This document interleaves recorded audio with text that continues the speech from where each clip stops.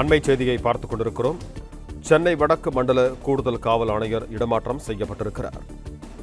சென்னை வடக்கு மண்டல கூடுதல் காவல் ஆணையர் நரேந்திரன் நாயர் பணியிடமாற்றம் செய்யப்பட்டிருக்கிறார்.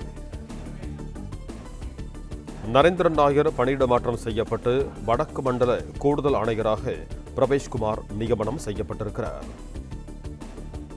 சென்னை வடக்கு மண்டல கூடுதல் காவல் ஆணையர் நரேந்திரன் நாயர் பணியிடமாற்றம் செய்யப்பட்டிருக்கிறார். நரேந்திரன் நாயர் பணியிடமாற்றம் செய்யப்பட்டு வடக்கு மண்டல கூடுதல் ஆணையராக பிரவேஷ்குமார் நியமனம் செய்யப்பட்டிருக்கிறார்.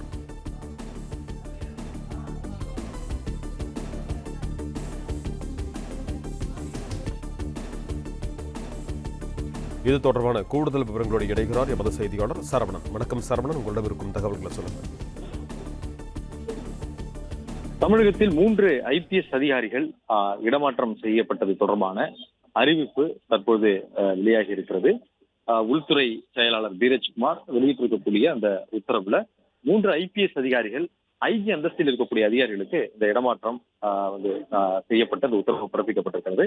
சென்னை காவல்துறையில வடக்கு மண்டலத்தினுடைய கூடுதல் ஆணையராக இருந்த நரேந்திரன் நாயர் அங்கிருந்து இடமாற்றம் செய்யப்பட்டு அவர் காவல்துறை விரிவாக்க பிரிவினுடைய IGயாக நியமனம் செய்யப்பட்டிருக்கிறார். அந்த பொறுப்புல அதாவது காவல்துறை விரிவாக்க பிரிவினுடைய IGயாக இருந்த லக்ஷ்மி IPS அவர் இடமாற்றம் செய்யப்பட்டு சிலை கடத்தல் தடுப்பு பிரிவினுடைய IGயாக நியமனம் செய்யப்பட்டிருக்கிறார்.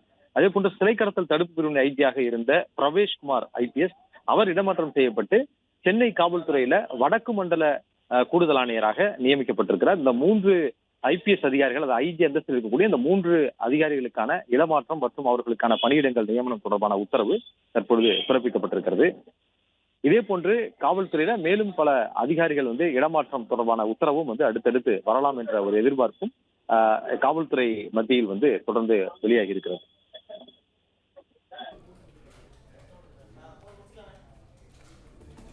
நன்றி சரவணன், உங்க தகவல்களுக்கு.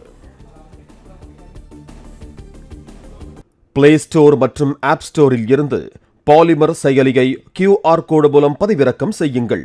செய்திகளை உடனுக்குடன் பெறுங்கள்.